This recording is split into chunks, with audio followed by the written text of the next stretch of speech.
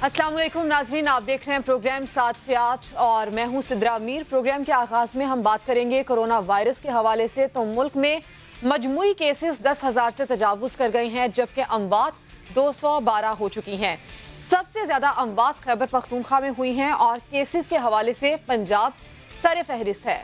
आज 406 नए cases report हुए हैं, जबकि मुशीर सेहत जफर मिर्जा ने आइंदा 3 से 4 हफ्ते मजीद तशवीशनाक करार दिए हैं। महज 24 घंटे में मुल्क में 17 अमवात हो चुकी हैं।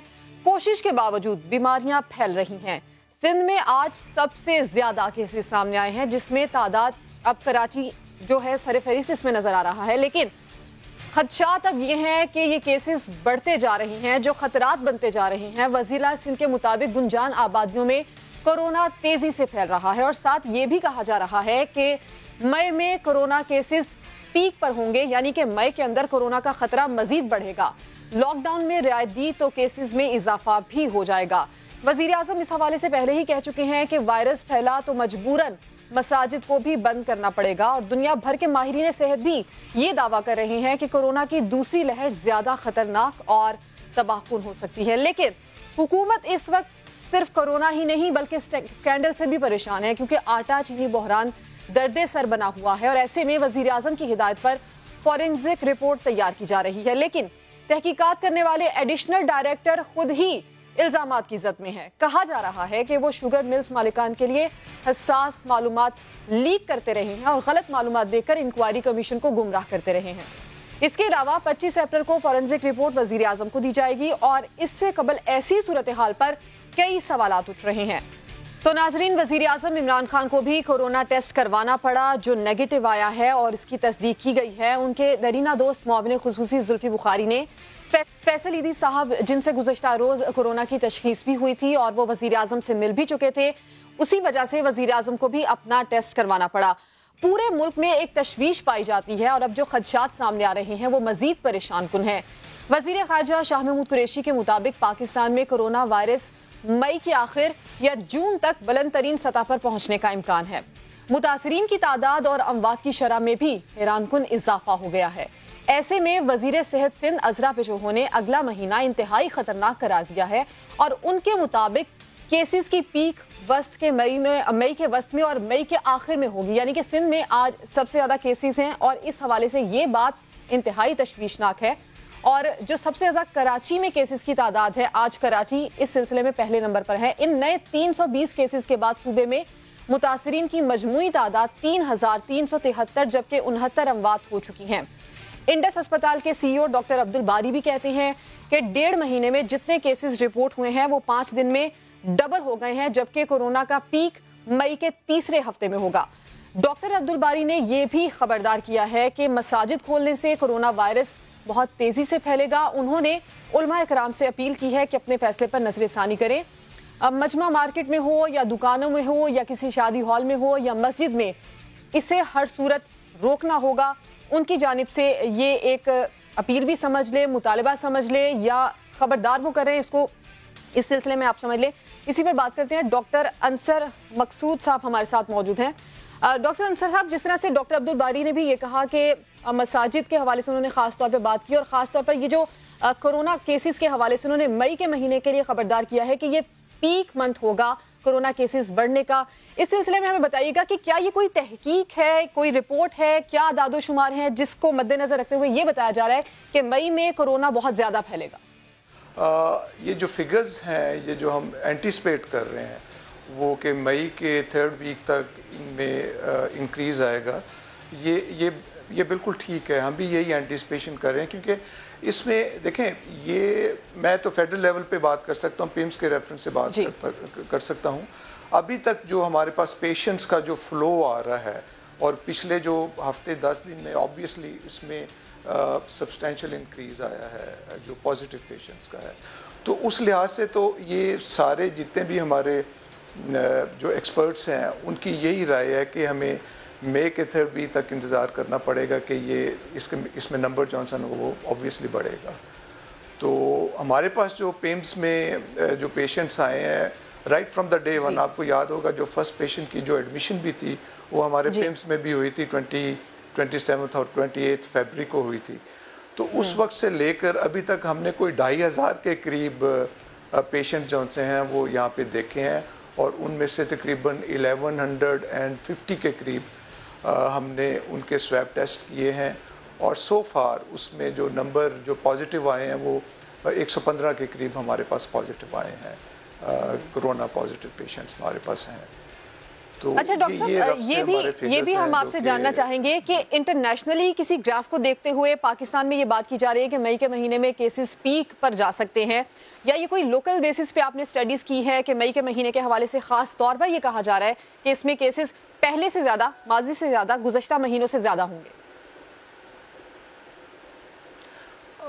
دیکھیں، اس میں ابھی تو کہنا یہ بالکل قبل از وقت ہے، ٹو بی ویری آنیسٹ، گو کہ میں اس میں ایکسپرٹ تو نہیں ہوں، ہمارے جو انفیکشس ڈیزیزز کے جو ایکسپرٹس ہیں ان کے ساتھ جب ہماری بات ہوتی ہے، یا ہمارے اپنے ہاسپٹل میں جو ڈاکٹر نسیم اختر جو کہ آئسولیشن وارڈ اور کووڈ-19 کے سارے پیشنٹس کو وہ دیکھ رہی ہیں، ان کی نظر میں یہی ایک رائے یہی ہے کہ ہمیں ابھی اس میں انکریز نظر آئے گا مئی کے 3rd ویک تک۔ تو یہ ایک ہم تو وہی لیتے ہیں نا سلسلہ کہ ابھی جو ہمارا سپریڈ جو ہو رہا ہے، آپ کو بھی پتہ ہے کہ یہ کمیونٹی سپریڈ ہے، لوکل سپریڈ جو ہوتا ہے، یعنی کہ جو شروع میں جو پیشنٹس آئے تھے جب وہ کمیونٹی میں گئے، آہستہ آہستہ وہ ان کا یا تو لوگوں کے ساتھ کانٹیکٹ ہونا شروع ہوا، تو اس ریفرنس سے یہ ساری باتیں جو سی ہیں وہ کی جا رہی ہیں۔ تو اس میں یہ کہنا ابھی بھی قبل از وقت ہے میری نظر میں کہ اس کا پیٹرن کیا چلے گا۔ تو اس لیے یہ جو ہم کہتے ہیں کہ 3rd ویک آف مئی تک کا ہمیں ایک انتظار کرنا پڑے گا، ڈیفینیٹلی انتظار کرنا پڑے گا کہ اس کا ٹرینڈ کیا چلتا ہے۔ اچھا ڈاکٹر صاحب، ابھی تک یہ ہم جو سندھ کی بات کریں یا پاکستان میں کیسز کی بات کریں تو ابھی تک 1,08,000 ٹیسٹ کیے جا چکے ہیں، جس میں آج 18 جو ٹیسٹ کیے جا چکے ہیں، ابھی 10,000 تعداد پہنچ چکی ہے۔ کیا ایکسپیکٹڈ ہے، کیا آپ لوگوں کی سٹڈیز اس پر کہتی ہیں کہ مئی تک کتنے ٹیسٹ ہوں گے، کتنے کیسز سامنے آ سکتے ہیں، اور کیپیسٹی کیا ہے ٹیسٹ کرنے کی؟ جی کیپیسٹی تو آئی تھنک دیکھیں، پاکستان ایک ترقی پذیر ملک ہے، آئیڈیلی تو جب آپ دیکھتے ہیں کہ تو اس کی کیپیسٹی تو مینی فولڈز زیادہ ہونی چاہیے تاکہ ہم اپنی میکسیمم پاپولیشن کو کور کر سکیں اس ٹیسٹ میں، تو وہ تو پاسبل نہیں ہے، اور کیونکہ ہمارے ریسورسز بہت زیادہ نہیں ہیں، تو جتنے بھی ریسورسز ہیں اس میں گورنمنٹ جو سی ہے وہ ٹرائی کر رہی ہے میکسیمم لوگوں کو ہم ٹیسٹ کر سکیں اور ہم کسی ایک خاص نتیجے پہ پہنچ سکیں۔ تو ابھی تو جو ٹیسٹنگ فیسیلیٹی ہے وہ ظاہر ہے بہت زیادہ تو نہیں ہے، جو کہ ایک آئیڈلی ہونی چاہیے، جو کہ آپ ویسٹ میں دیکھتے ہیں، مگر پاکستان کے ریفرنس سے جتنی میکسیمم کوششیں ہو رہی ہیں گورنمنٹ کے لیول پہ وہ ہم سب لوگ کر رہے ہیں کہ میکسیمم لوگوں کو ہم ٹیسٹ کر سکیں۔ اور اس میں ابھی جو ہمارا تو ایک ہی طریقہ ہے کہ جو پیشنٹس ہمارے خاص طور پہ پیمز میں جو ہمارا یہ کرونا سینٹر جو اسکریننگ سینٹر ہے وہ جو ہم نے بنایا، اس میں جتنے لوگ آتے ہیں ان کی انیشل سٹیج پہ اسکریننگ ہوتی ہے، اور اس کے بعد پھر وہ آئسولیشن وارڈ میں چلے جاتے ہیں، اس کی فردر اسکریننگ ہوتی ہے۔ تو اگر ہم اس ریفرنس سے دیکھیں تو وہ نمبر تو بھی بڑھ رہا ہے، لوگ زیادہ سے زیادہ آ رہے ہیں۔ آپ ہمارے ساتھ ہی موجود رہیے۔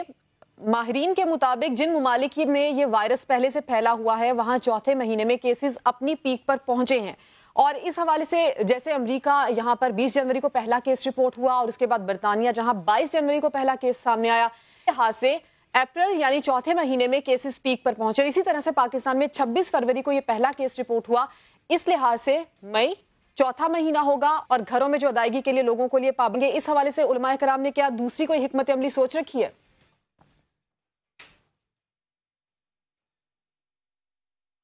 بسم اللہ الرحمن الرحیم، نحمدہ ونصلی ونسلم علی رسولہ الکریم۔ بالکل یہ جو ہمارا 20 نکاتی اعلامیہ ہے اس کے اندر یہ چیز موجود ہے کہ اگر خدا نخواستہ یہ بڑھنے کا اندیشہ ہے یا کوئی ایک علاقے میں یہ بڑھ یعنی جس طرح کسی جگہ یہ زیادہ ہے کسی جگہ کم ہے، تو اس صورت میں جو حکومت فیصلہ کرے گی وہ قبول ہوگا. اور میں یہ واضح کر دوں کہ یہ جو ہمارے طبی ماہرین ہیں، ڈاکٹر حضرات ہیں، اگر یہ سمجھتے ہیں یا ان کی رائے یہ ہے کہ یہ اگلے چند دنوں میں اس میں اضافہ ہو سکتا ہے، تو دوبارہ یہ ہم نے تو دیکھیں جو طبی ماہرین نے کہا ہے اس کے مطابق فیصلہ کیا ہے، جو ہمیں بتایا گیا ہے وزارت صحت نے، مشیر صحت نے، صدر صاحب نے کہ جی یہ اتنی احتیاط کرنی چاہیے، یہ کرنا چاہیے، تو ہم نے وہ کر لیا. اگر وہ سمجھتے ہیں کہ نہیں اس میں یہ بھی کرنے کی اور ضرورت ہے یا اس میں، تو طبی ماہرین کی ہی رائے اس میں حتمی رائے ہوگی. اور اگر وہ اس پر اپنی رائے دیتے ہیں تو اس پر نظر ثانی جو ہے، بلکہ نظر ثانی تو آلریڈی ہو چکی ہے کہ اگر حکومت سمجھتی ہے کہ یہ کہیں پر یہ کیس بڑھ رہے ہیں یا بڑھ سکتے ہیں تو حکومت کے پاس یہ اختیار ہے. یہ تو اس اعلامیے میں موجود ہے یہ بات. اچھا طاہر اشرف صاحب، آج ڈاکٹرز نے پریس کانفرنس کی ہے جن میں انہوں نے اپنے خدشات بھی سامنے رکھے. اس کے ساتھ ساتھ انہوں نے یہ کہا کہ جو شاپنگ مالز ہیں، سپر اسٹورز ہیں، اس کے علاوہ جو مساجد ہیں ان کو بند کیا جائے یا اجتماعات پر پابندی لگائی جائے، محدود کیا جائے. اور اگر آئندہ آنے والے دنوں میں لاک ڈاؤن میں مزید سختی بھی کی جاتی ہے، مزید جو مارکیٹس ہیں ان کو بند کیا جاتا ہے، اس کے علاوہ محدود کیا جاتا ہے اجتماعات کو، تو سندھ بھر میں مساجد کے لیے کیا حکمت عملی ہوگی؟ کیا بند کیا جائے گا اس سلسلے میں اگر حکومت کہتی ہے لاک ڈاؤن مزید سخت ہوتا ہے تو؟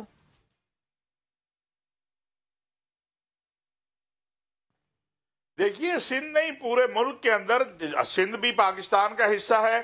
اگر سندھ میں ضرورت ہے تو بالکل سندھ میں کرنا چاہیے، کسی اور جگہ ضرورت ہے تو بالکل کسی اور جگہ کرنا چاہیے. ایک بات یاد رکھیے کہ مسجد کھولنے کا مقصد لوگوں کی جان لینا نہیں ہے. تراویح کا مقصد یہ نہیں ہے کہ اس سے مرض پھیلے.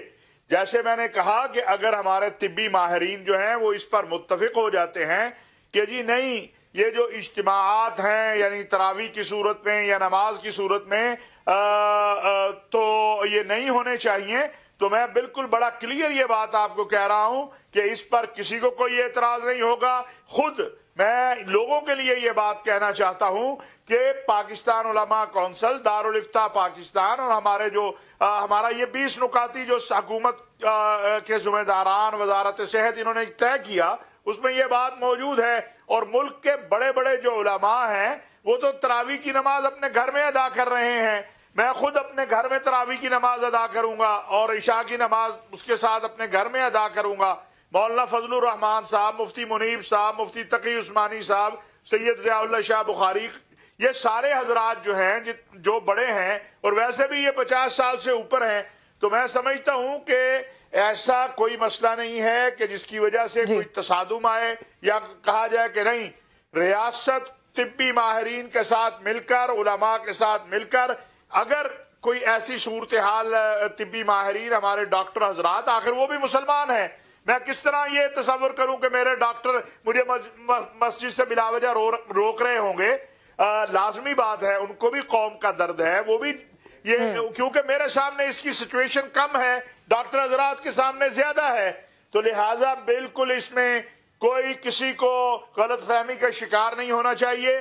اگر خدا نہ خواستہ اللہ نہ کرے ہم بار بار رب کریم سے دعا کرتے ہیں کہ یہ کیفیت جو بڑھنے کی ہے، لیکن اگر ہمارے اطباء یہ بات سمجھتے ہیں تو حکومت کو پھر اس میں دیر نہیں کرنی چاہیے. حکومت فوری طور پر اس کے اوپر جو ہے وہ میٹنگ کر کے جو حتمی رائے ہے وہ عوام الناس کے لیے جاری کرے تاکہ ہم کسی نقصان سے بچ جائیں. ایک بات میں واضح کرنا چاہتا ہوں جو پتہ نہیں کیوں پھیلا دی گئی، مساجد پاکستان میں بند ہوئی نہیں ہے، طے ہوا کیونکہ مساجد کے اندر 4 5 6 8 لوگ رہتے ہیں، تو اس لیے یہ جو ایک کنفیوژن پھیلائی جاتی ہے نا کہ جی مسجدیں بند ہو گئی تھی، بس بھئی مساجد بند نہیں ہوئی تھی، 4 سے 5 یا 8 لوگ ان میں نماز ادا کر رہے تھے، اور جو اس کے اندر رہتے ہیں، مسجد کے اندر رہتے ہیں، مسجد کا عملہ ہے. جس طرح ہم لوگوں کو کہتے ہیں کہ جی آپ باہر نہ نکلیں، اپنے گھروں میں رہے، اس طرح ان کا گھر تو مسجد کے اندر ہے. تو یہ ایک بات، فرق کیا ہے؟ فرق یہ ہے کہ پہلے آپ ایک فیصلہ آیا تھا کہ 4 سے 5 لوگ یا جو مسجد کے اندر لوگ رہتے ہیں وہ نماز ادا کریں گے. پھر یہ 20 نکات میں یہ آیا کہ نہیں 6 فٹ یا 3 فٹ کے فاصلے سے لوگ کھڑے ہو کے نماز ادا کر لے.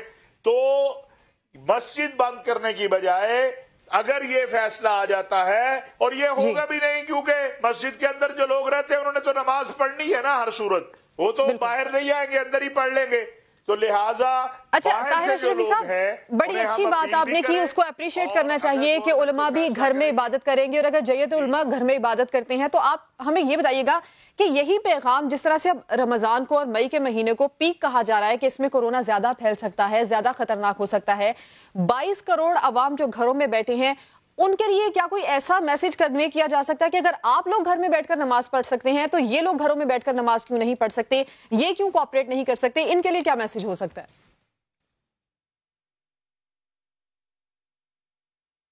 دیکھیے ہم نے بار بار کہا، میں آپ کے پروگرام کے ذریعے بھی کہتا ہوں کہ مجمع مت لگائیں، اپنے گھروں میں نماز پڑھیں، اپنے گھروں کے اندر رہیں، اپنے گھروں کے اندر تراویح آپ پڑھ سکتے ہیں۔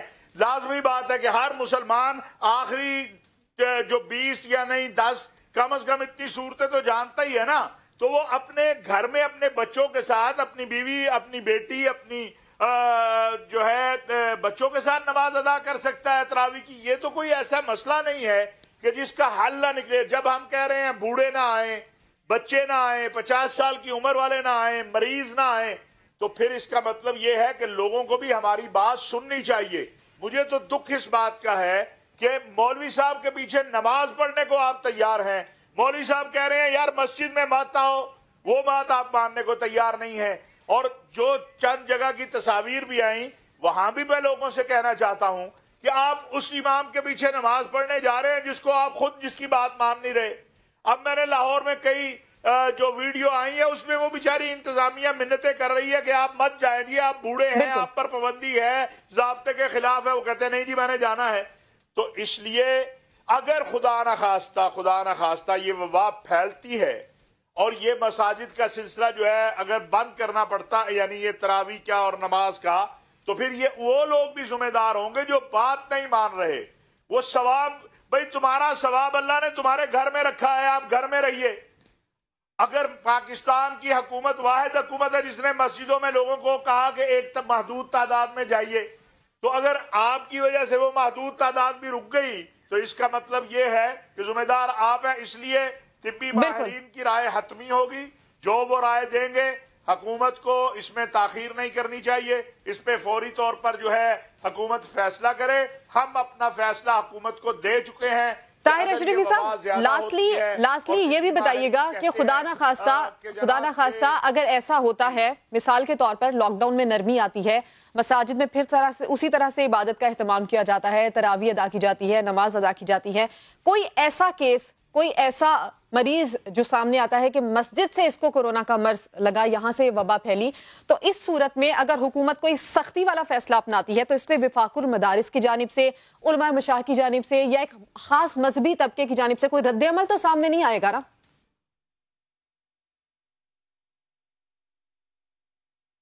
دیکھیے جب ہم نے خود کہہ رہے ہیں اور حکومت کو بھی کہا ہے، میں آپ سے عرض کروں کہ پاکستان علماء کونسل، دارالافتاء پاکستان، ملک بھر کے تمام علماء و مشائخ، وفاق المساجد والمدارس، باقی جتنے آپ نام لے لیں، سب نے یہ کہا ہے کہ اگر کوئی ہدایات پر عمل نہیں کرتا تو حکومت کے پاس اختیار ہے، حکومت ایکشن کرے۔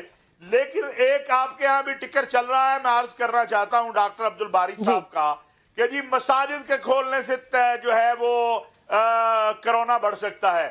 بھائی آپ اجتماعی بات جو کریں تو وہ تو ٹھیک ہے، صرف مسجد کو فوکس نہیں کریں آپ، یہی تو مسئلہ ہے، اسی سے تو لوگ مشتعل ہوتے ہیں۔ بھئی جیسے ابھی آپ نے بھی کہا کہ شاپنگ مال کی بھی بات ہے، روڈ کی بھی بات ہے، باقی جگہوں کی بھی بات ہے، تو یہ تو سمجھ آتی ہے، لیکن آپ مخصوص کر دیتے ہیں جب اس کو مسجد کے اوپر، تو پھر ایک طبقہ یہ بات سمجھتا ہے کہ یہ جان بوجھ کر پتہ نہیں کوئی، ہمارے ہاں تو پھر سازشی تھیوری بڑی جلدی بکتی ہے نا، ہمارے ہاں تو 1 منٹ میں خطرے میں اسلام آ جاتا ہے۔ میں بڑی معافی کے ساتھ کہنا چاہتا ہوں، ہمارا اسلام کو کوئی خطرہ نہیں ہے، ہماری مسجد کو کوئی خطرہ نہیں ہے، ہمارے دین کو کوئی خطرہ نہیں ہے۔ لیکن میں یہ بھی عرض کروں گا کہ ہمارے اطباء جو ہیں ان کا جو درد ہے وہ پورا درد جو ہے حکومت کو بھی سننا چاہیے، ان کو بھی پورا درد بیان کرنا چاہیے کہ اگر لوگ باہر نکلیں گے، لوگ مجمع لگائیں گے، لوگ اکٹھے ہوں گے تو اس سے وائرس پھیلے گا۔ نہ کہ اگر وہ صرف یہ کر دیں کہ جی صرف مسجد میں جانے سے وائرس پھیلے گا، تو پھر بھائی باقی جگہوں پہ اگر وہ وائرس نے کوئی ایگریمنٹ تو نہیں نہ کیا ہوا کہ وہ وائرس جو ہے وہ شاپنگ مال میں نہیں جائے گا، وہ روڈ پہ نہیں جائے گا، وہ فیکٹری میں نہیں جائے گا، وہ صرف مسجد میں آئے گا۔ میرا خیال ہے جب ہمارے ڈاکٹر صاحبان اپنی رائے دیں تو اس میں اس چیز کا بھی خیال کریں کہ بالکل، یعنی آپ کی بات کا مطلب کہ تمام عوامی مقامات جہاں پر اجتماعات ہونے کا، لوگوں کے مجمع کا خدشہ ہے، وہاں پر یکسر ایک جیسی پابندی ہونی چاہیے۔ مولانا طاہر اشرفی صاحب، آپ کا بہت شکریہ، آپ ہمارے ساتھ موجود ہیں۔ ایک بڑی اچھی بات آپ کہ عبادت گھر پر رہ کر کرنی چاہیے، اپنا اور لوگوں کا خیال رکھنا چاہیے۔ اور دوسری بات، رد عمل کا ذکر اس لیے کیا کیونکہ پنجاب میں کیسز کی نوعیت الگ ہے، سندھ میں کیسز کی نوعیت الگ ہے، اور عمومی طور پر لوگوں کی جانب سے یہ کہا جاتا ہے کہ پنجاب میں تو مساجد کھلی ہیں، سندھ میں کیوں مساجد کو بند کیا جا رہا ہے، تو وہاں پر کیسز کی نوعیت اور کیسز کی تعداد الگ ہے۔ ناظرین، پروگرام میں وقت ہوا ایک بریک کا، بریک کے بعد واپس آئیں گے تو اگلے ٹاپک کی جانب بڑھیں گے۔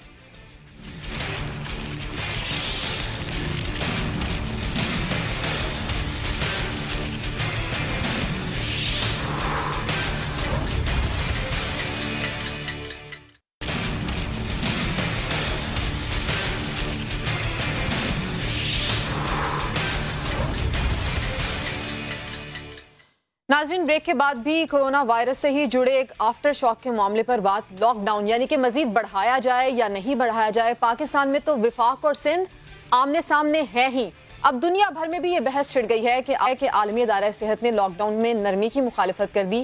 دوسری جانب WHO کے سربراہ یہ کہتے ہیں کہ اگر ایسا کیا گیا تو کورونا وائرس پھر تیزی سے لوگوں کو متاثر کرے گا۔ WHO کے سربراہ ڈاکٹر ٹیڈروس نے آن لائن نیوز کانفرنس میں یہ کہا ہے کہ عوام کو کچھ اور عرصہ لاک ڈاؤن والا طرز زندگی اپنانا پڑے گا، رکھنا ہوگا، یعنی کہ لاک ڈاؤن میں اگر نرمی کرنا پڑی یا نرمی ہوئی تو اس میں بتدریج نرمی کرنے کے اثرات سامنے منفی طریقے سے آ سکتے ہیں۔ دوسری جانب ورلڈ فوڈ پروگرام نے لاک ڈاؤن کے باعث بھوک اور غربت کے مسائل میں دگنا اضافہ ہونے کا خدشہ ظاہر کر دیا ہے۔ لاک ڈاؤن کے باعث دنیا میں بھوک اور غربت کے مسائل جنم لینے لگے ہیں۔ اقوام متحدہ کے ورلڈ فوڈ پروگرام نے خدشہ ظاہر کیا ہے کہ کورونا سے دنیا میں کم خوراکی کے شکار افراد کی تعداد میں 2 گنا اضافہ ہو جائے گا۔ اقتصادی مسائل کے باعث کم خوراکی کے شکار افراد کی تعداد میں 265 ملین تک پہنچنے کا خدشہ ظاہر کیا گیا ہے۔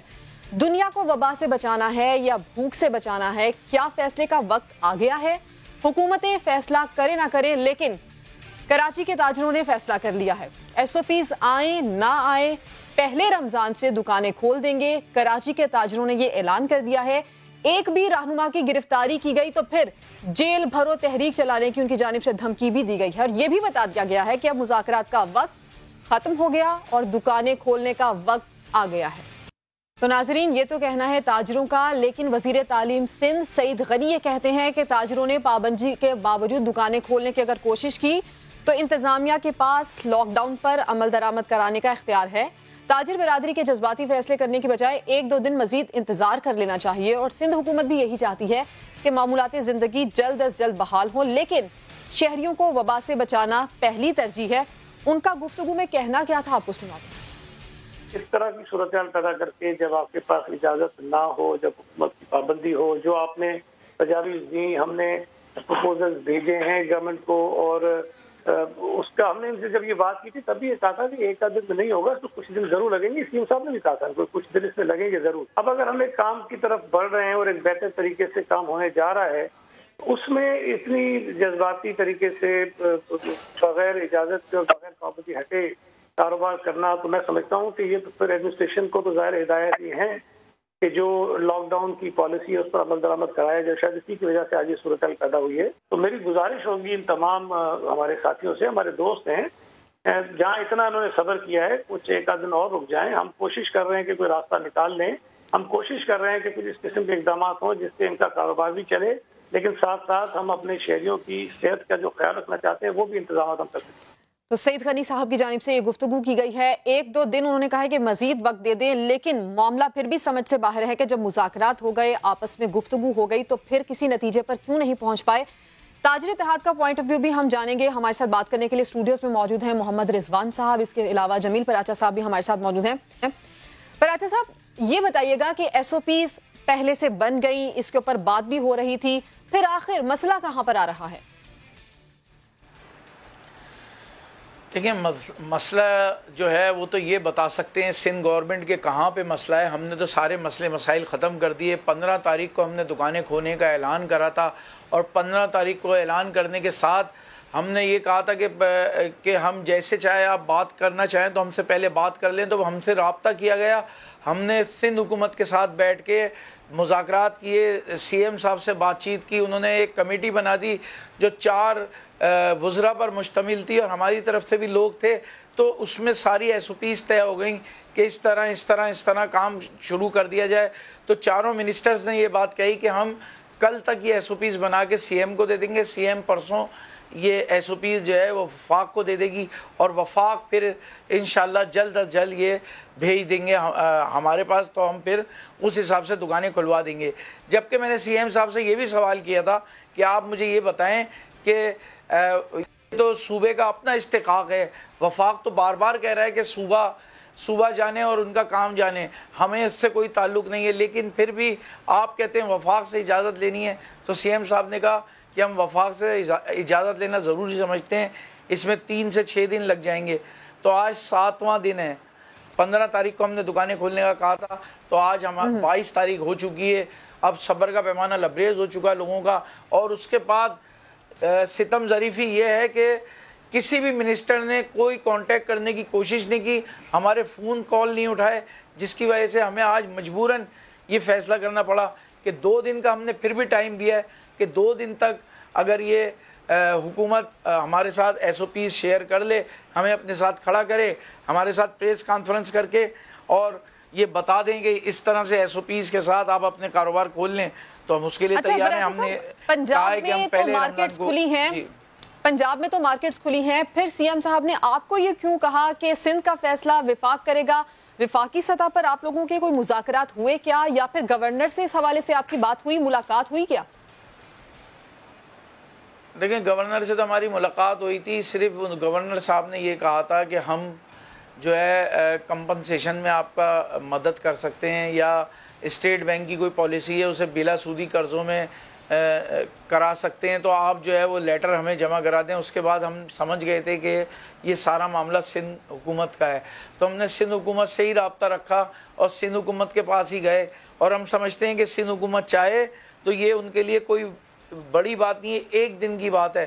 اب ہماری جو بات سمجھ میں آ رہی ہے وہ یہ آ رہی ہے کہ وفاق صوبے پہ ڈال رہا ہے, صوبہ وفاق پہ ڈال رہا ہے.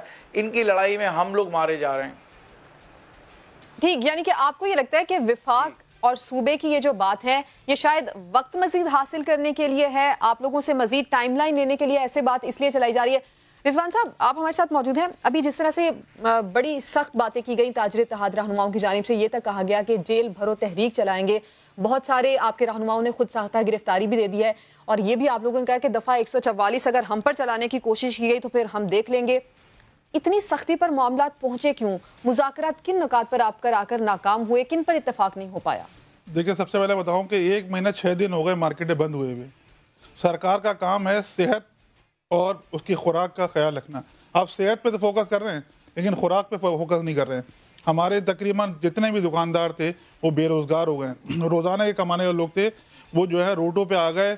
وہ ایک مڈل کلاس آدمی ہے, مڈل کلاس آدمی کسی کے سامنے ہاتھ نہیں پھیلا سکتا. غریب آدمی جو ہے وہ تو بیچارہ پھیلاتا ہے آدمی, لیکن مڈل کلاس آپ اس کو اس لیول پہ لے آ رہے ہیں کہ آپ جو ہے وہ غریب ہو جائے بالکل, اور جو ہے کسی کے سامنے ہاتھ پھیلائے. ہم کاروبار کرنے کی بات کرتے ہیں, ہمارے ساتھ ہمیں کاروبار کرنے کی چاہیے, جو ایس او پی بنتی ہے اس میں ہم کام کرنے کو تیار ہیں. اب کیوں نہیں کرتے آپ؟ جو ہے فیصلوں کو لیٹ پہ لیٹ کیا کر رہے ہیں, کیوں لیٹ کر رہے ہیں؟ ہمیں اگر دکاندار پوچھیں گے بھائی کیا ہوا, آپ کا مسئلہ کہاں تک پہنچا, تو ہم منسٹر سے بات کریں گے نا. تو منسٹر ہمیں جواب نہیں دیں گے تو ہم کیا کریں؟ اچھا رضوان صاحب یہ بتائیے گا کہ کراچی میں لازمی بات ہے بہت بڑی بڑی مارکیٹس ہیں, تقریباً کیا اندازہ ہے کتنے امپلائیز ہیں جو بے روزگار ہو رہے ہیں, جو گھروں پر بیٹھے ہیں, جن کا نقصان ہو رہا ہے؟ ہماری مارکیٹ پہ سمجھتے ہیں تو تقریباً کوئی 30,000 لوگ جو ہیں وہ بے روزگار ہیں. پورے کراچی کی بات کریں تو لاکھوں لوگ جو ہیں بے روزگار ہو گئے, لاکھوں روز بے روزگار ہیں. اور ہماری مارکیٹ سے جو ہے تقریباً آپ سمجھ سکتے ہیں 3 ارب روپے کا روزانہ کا نقصان ہے. اس دن سی ایم صاحب نے خود بولا کہ آپ لوگ کما کے دیتے ہیں ہم کو, تو ہم لوگ جو ہے سیلری دیتے ہیں لوگوں کی. تو آپ جو ہے کیا چاہ رہے ہیں کہ مطلب ہم جو ہے کمائے نہیں, کوئی کاروبار نہ کریں, کیا چاہتے ہیں آپ؟ جو ہے لوگوں کو پریشان کر دیا, تکلیف میں لے آئے. اچھا رضوان صاحب کچھ اقدامات وفاقی سطح پر بھی اٹھائے گئے, جس طرح سے جو دہاڑی دار طبقہ ہے, بے روزگار لوگ ہیں, ان کے لیے فائنینشلی پیکیجز اناؤنس کیے گئے. آپ کی جو تاجر برادری ہے ان کی جانب سے آپ کو کوئی ایسی آفر کی گئی ہو یا آپ لوگوں نے ایسا کوئی مطالبہ کیا کہ جب تک آپ لوگوں کے کاروبار بند ہیں, نقصان ہو رہا ہے, تب تک حکومت کوئی آپ کے لیے پیکیج اناؤنس کر دے, کوئی فائنینشیل آپ لوگوں کی اس طرح کی مدد کر دے تاکہ بے روزگاری کے جو اثرات ہیں وہ آپ لوگوں کی مارکیٹ کو اتنا متاثر نہ کرے؟ بالکل ہم نے بات کی گورنر صاحب سے, ہم نے کہا کہ بھئی آپ جو ہے آپ ایک مرتبہ بتا دیں کب تک کا لاک ڈاؤن چاہتے ہیں ہم, مہینے, 1.5 مہینے, 2 مہینے, تاکہ ایک ہم ذہن بنا لیں.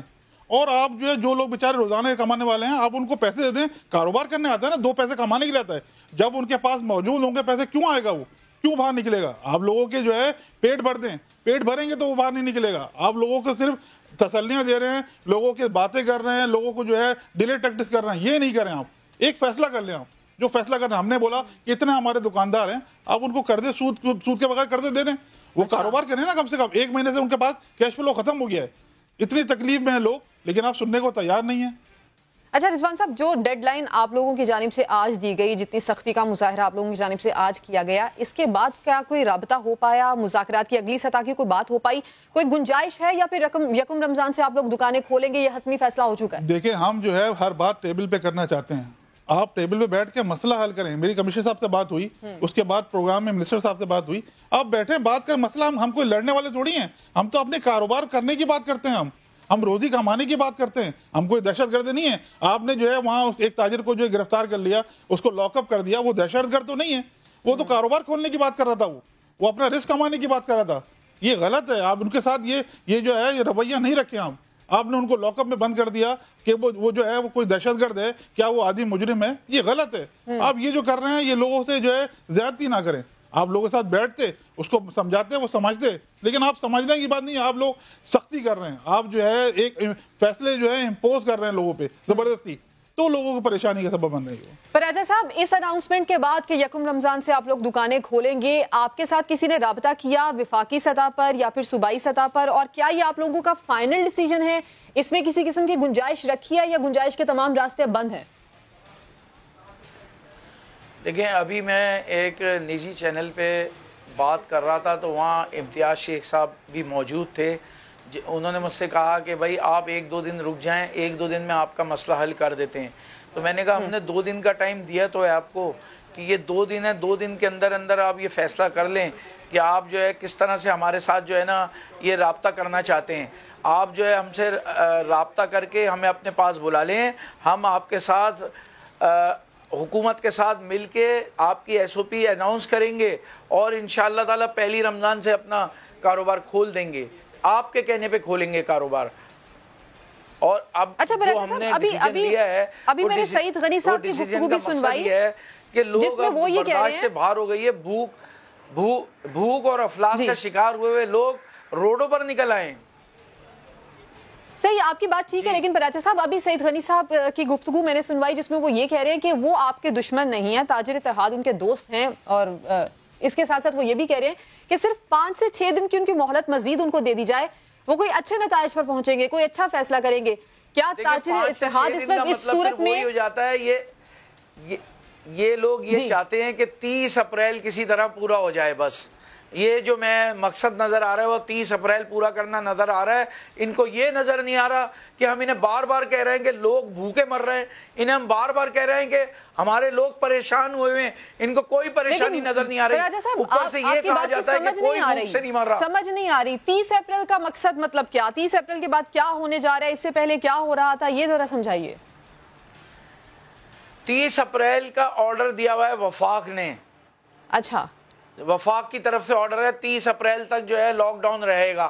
اب صوبائی حکومت نہیں چاہ رہی کہ وہ 30 اپریل سے پہلے کوئی کچھ کھلوا دے, ورنہ جو کام 30 اپریل کے بعد ہو سکتا ہے وہ ابھی بھی ہو سکتا ہے, جو ابھی ہو سکتا ہے 30 اپریل کے بعد بھی ہو سکتا ہے. تو کیوں نہ آپ اس کو مرحلہ وائز کھلوا دیں دکانوں کو. آپ ہماری پریشانی سمجھے. یہ آرڈر وفاق کی جانب سے ہے, لیکن پنجاب میں لاک ڈاؤن ختم ہو گیا, دکانیں کھلی ہیں, خیبر پختونخوا میں اسی قسم کی سچویشن ہے. تو آپ لوگوں کو یہ کس نے بتایا کہ یہ آرڈر سندھ میں بھی یہاں پر بھی لاگو ہے, یا پوری تاجر برادری جس طرح سے آپ لوگوں کے مطالبات ہیں, یہ 30 اپریل تک کی ڈیڈ لائن ہے یا 30 اپریل تک کا یہ آرڈر ہے؟ اور یہ وفاق کی جانب سے 30 اپریل تک کی تو باتیں کی جا رہی ہیں ان سے, اور یہ وفاق کی طرف جانب سے آرڈر ہے. سب جگہ دکانیں کھل گئی ہیں. ہم تو یہ کہنا چاہ رہے ہیں کہ ہم تو پھر بھی آپ کے کہے پہ عمل کرنا چاہتے ہیں لیکن ہماری بات نہیں سنی جا رہی. پتہ نہیں کیا ایسی ضد چل گئی ہے. جبکہ میں آپ کو بتاؤں ہم 8 دن پہلے سے لاک ڈاؤن ہیں موجود. سب سے پہلے سندھ میں 18 تاریخ سے لاک ڈاؤن شروع کر دیا تھا. 18 مارچ سے لاک ڈاؤن شروع کیا تھا. 18 مارچ سے آج 1 مہینہ 5 دن گزر چکے ہیں. آسان الفاظ میں ہمیں ذرا یہ سمجھائیے گا کہ آپ کو یہ کس نے کہا کہ یہ 30 اپریل تک کا آرڈر وفاق کی جانب سے ہے؟ یہ تو پورا اعلان ہوا ہے نا 30 اپریل تک کا وفاق کی طرف سے. وفاق کی طرف سے 30 اپریل کا لاک ڈاؤن کا اعلان پورے ملک میں ہوا ہے. تو 30 اپریل کی ڈیٹ یہ لوگ پورا کرنا چاہتے ہیں ہمارے حساب سے تو. لیکن جو ناجائز ہے, زیادتی ہے. ہم بار بار میں نے سی ایم صاحب سے بھی کہا تھا, میں ہر چینل پہ بیٹھ کے کہہ رہا ہوں کہ ہمارے لوگوں کے پاس 30 گھنٹے کا بھی ٹائم نہیں ہے. وہ بیچارے بھوک سے پریشان ہیں, وہ اپنے راشن سے پریشان ہیں. اب کیا ان کی ویڈیوز دکھا کے انہیں ذلیل و خوار کریں؟ ہم لوگ کیا کریں بتائیں؟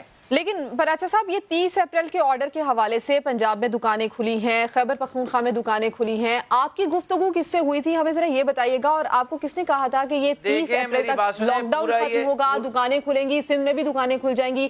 ایسے مذاکرات کیا حصہ تھے آپ کی گفتگو کا؟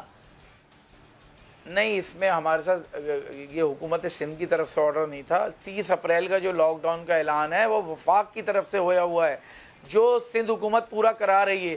سندھ حکومت کو یہ بتایا جائے, آپ کے چینل کے توسط سے ہی بتایا جائے کہ پنجاب میں دکانیں کھل چکی ہیں, کافی حد تک پنجاب کھل چکا ہے.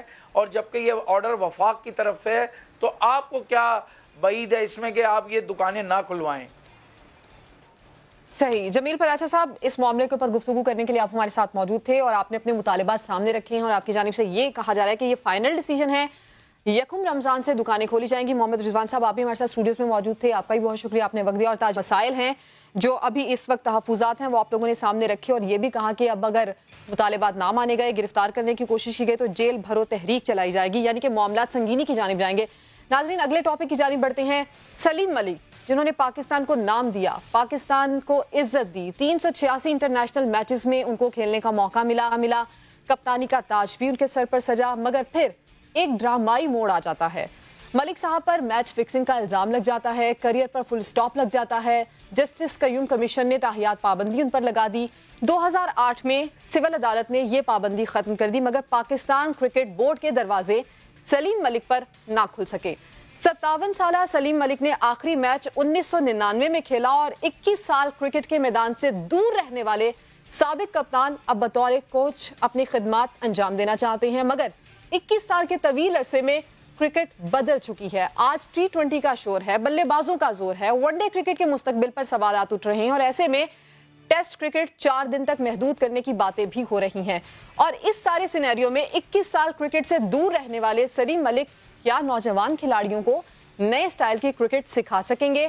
سوال تو یہ بھی ہے کہ اگر سپاٹ فکسنگ میں ملوث کرکٹرز کو دوبارہ موقع ملا تو انہوں نے اعتراف جرم کیا, اپنے کیے پر معافی مانگی. ایسے میں سلیم ملک کیا سوچ رہے ہیں, دیکھتے ہیں. بات کر لیتے ہیں اس پر. ہمارے ساتھ موجود ہیں ہمارے سپورٹس کورسپونڈنٹ شعیب جٹ اور علی ہاشمی ہمارے ساتھ موجود ہیں. شعیب, یہ کیسے خیال آ گیا سلیم ملک صاحب کو, کیا سوچ رہے ہیں وہ, ایک دم سے انہوں نے یہ کیسے کہہ دیا؟